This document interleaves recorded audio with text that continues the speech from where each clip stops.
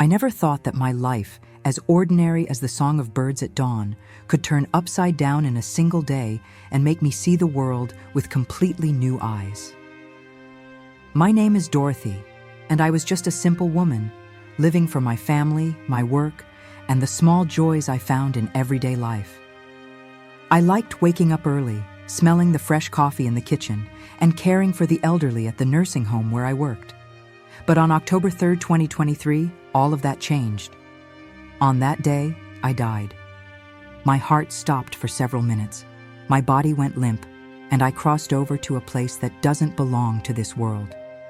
What I saw there, what Jesus revealed to me, still echoes in me like a thunder that doesn't cease. He showed me a spiritual deception, swallowing humanity, an invisible battle most don't even know exists. I can't keep this to myself. The truth I carry is too heavy, too urgent, and it needs to be spoken now. My life before that day was peaceful, almost predictable. I'd wake up with the sun streaming through the window, stretch my arms, and thank God for another chance to live. I'd put on my navy blue uniform, eat breakfast while listening to gospel radio softly, and head to work. At the nursing home, I cared for people like Mr. Johnson, who told me stories of his youth with a spark in his eyes, and Mr. Ray, who loved singing old hymns while I adjusted his blanket. It was simple work, but I loved every moment. I respected their wisdom, the wrinkles that told their lives, and the way they taught me to see the world with patience and gratitude. That October morning, everything seemed the same. I had a full list of tasks, but I was happy. Little did I know that in a few hours, my life would be torn from me and then returned with a purpose I never imagined carrying. If you're hearing this, I ask you, subscribe now. It's not for me, but for you. What I'm about to tell you isn't just a story. It's something I lived, something Jesus told me to share. Believe it or not, this message might change how you see the world around you. So please, hit that subscribe button and come with me on this journey. You won't regret it. That day, my shift ended later than usual. I was exhausted but excited to get home. My son had called earlier, asking me to bring his favorite cornbread from the local bakery. I stopped there quickly, grabbed the still warm bread wrapped in brown paper, and got in the car. A light rain began to fall, pattering on the windshield, but I wasn't worried. I'd driven that road so many times, even in bad weather. I turned on my favorite gospel station, and the music filled the car as I hummed along, feeling the warmth of the melody comfort me. The road was slick, but I knew it like the back of my hand. Then, out of nowhere, everything changed. Bright headlights cut through the darkness ahead. A truck was speeding toward me, skidding on the wet asphalt, straight at me. My heart pounded like a drum against my chest. I swerved the wheel by instinct, but it was too late. The impact was brutal. Glass shattered around me, the sound of crumpling metal filled my ears, and my body was thrown violently against the seatbelt. In an instant, everything went black.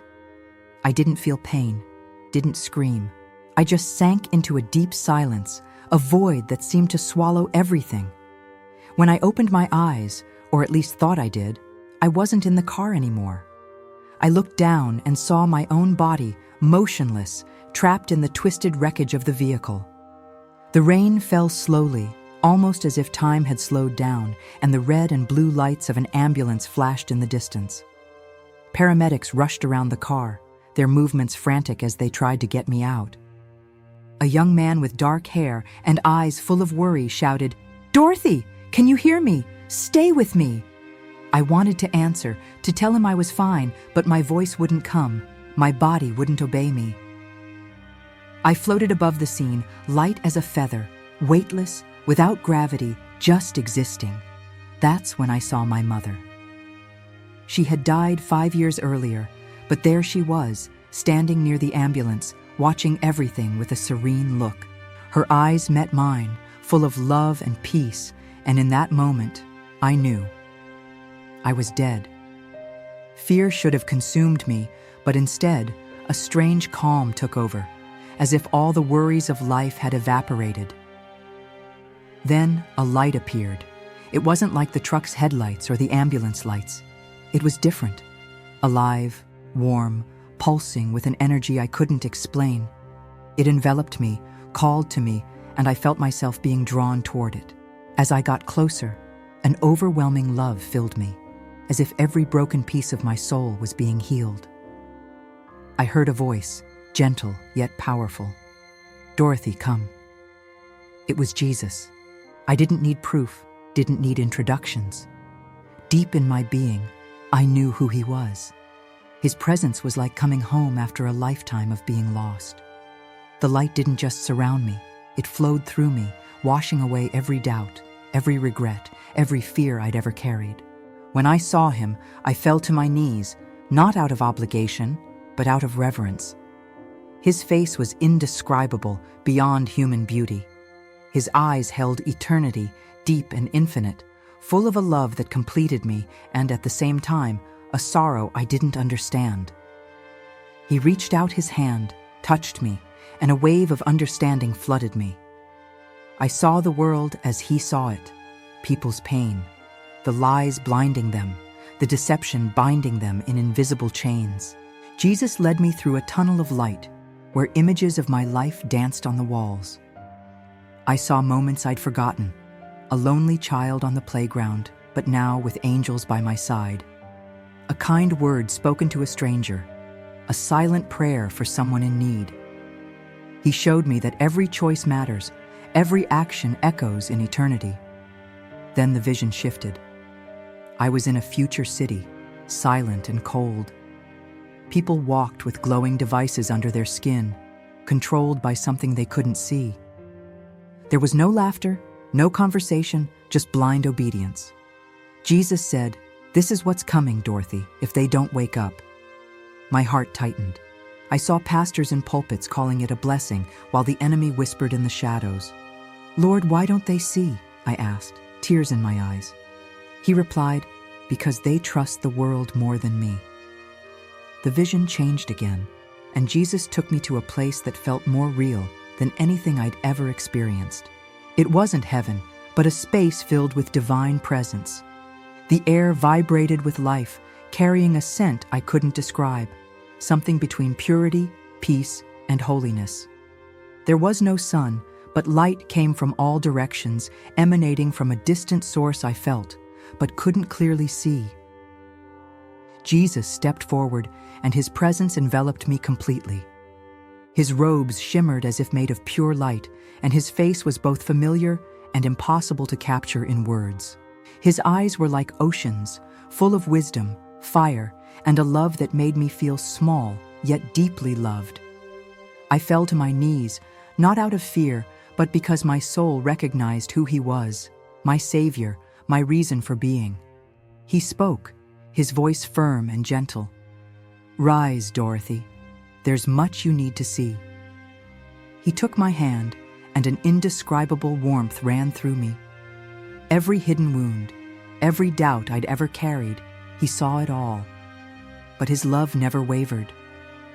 "Lord, why am I here?" I asked, my voice trembling. He looked at me with a seriousness that pierced my soul. "Because the world is being deceived, and you must know the truth before it's too late." Suddenly, the scene changed. I saw the world from a spiritual perspective. Entire cities were covered in a dark mist, a living force creeping over nations, governments, and even churches. "This is the deception, Dorothy," Jesus said. People went about their routines, scrolling on phones, working, caring for families. But something manipulated them, whispering in their minds without their notice. My gaze fixed on a specific technology, glowing implants under the skin, sold as convenience but disguised as chains. "This is how the world will be prepared," he explained. I saw religious leaders defending it, calling it progress, while people accepted it without question. "Lord, they don't know," I said, heartbroken. "No, because they don't ask me," he replied. Then he showed me the divisions among races. I saw Black people carrying anger and pain from past generations, often without knowing exactly why. I saw white people wrestling with guilt and confusion, trying to find their place. Jesus spoke, and his words shook me. They are not enemies of each other. They are all my children. I saw the enemy whispering lies to both sides, to black people. You'll never be enough. Hold on to your resentment. To white people, you're guilty of everything. You can never make it right. It was a spiritual trap designed to divide and control. Tears streamed down my face as I understood. It was never about race, but about the enemy blinding us to the real battle. Lord, how did this happen? I asked. He answered, my people forgot who they are. In the blink of an eye, I was taken to a vast hall filled with radiant souls, beings of light yet to be born. Each one has a purpose, Jesus said, but the enemy confuses them from birth. I saw these souls arriving on earth, some raised with love and direction, others derailed by pain, addiction, or society's lies about their worth. The enemy had a system to steal their identities, to stop them from fulfilling the calling God gave them. How do we fight this, Lord? I asked, desperate. He held my hands. Tell them who they are, Dorothy. Tell them I haven't forgotten them. Then he showed me hope. I saw points of light across the world, ordinary people, teachers, mothers, workers, who found their purpose and rejected the lies. They shone, pushing back the darkness with truth. These are my warriors, Jesus said. They don't need weapons, just my voice. The final vision was the most terrifying. I was in a futuristic city, vast and silent. Modern buildings displayed glowing screens, but people walked like automatons, eyes fixed on invisible data. A charismatic leader appeared in holograms, adored by all, promising peace and security. This is the one they will trust, Jesus said, but they won't see the chains until it's too late. I saw crowds receiving implants, first for convenience, then by force. Is this the mark, Lord? I asked, trembling. Not yet, but it's the path to it, he replied. My heart screamed to warn them, but I couldn't reach them. How do we stop this? I pleaded. Speak the truth, Dorothy. Some will hear, others won't, but those who know me won't be deceived. Suddenly, I was in an open field, silence all around me. Jesus stood beside me, gazing at the horizon. The world has forgotten the power of choice, he said. I gave them freedom, but many choose destruction. Two paths appeared before me. One was wide and easy, full of people walking confidently, but darkness swallowed them at the end. The other was narrow, rocky, but led to light, where Jesus waited. Most will choose the easy one, he said, but those who seek me will find the way home. What do I do, Lord? I asked, tears falling. Speak the truth, Dorothy. Some will mock, but mine will hear. I returned to his presence, the weight of it all crushing me. But there was hope too. I saw lights across the world, people who knew Jesus' voice, who refused to yield to the deception. They prayed, worshipped, warned others. These are my warriors, he said. When the world turns against them, I will be their shield. I didn't want to leave. Lord, let me stay, I begged.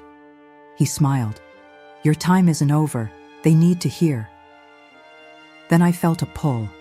The light faded, and I woke up in the hospital, machines beeping, my family crying around me. I was alive, but different. The mission burned in me. The days that followed were hard. My sister thought I was confused. My pastor urged caution. Friends laughed. But I saw signs of what Jesus showed me. Implants being tested, churches embracing technology as a blessing. I started speaking, and some listened. Others rejected me, but I knew my part was to warn. The truth is, the deception is here, disguised as comfort. First, it'll be useful, then necessary, then forced. But Jesus showed me his children are protected if they choose to listen. If you've made it this far, this is my final plea. Don't ignore this. The world is changing, but you have a choice. Subscribe, share this message, pray for discernment. Jesus has already won, but you must decide whose side you're on. The wide path is easy, but the narrow one leads to life. Don't wait until it's too late. The truth is before you. What will you do with it?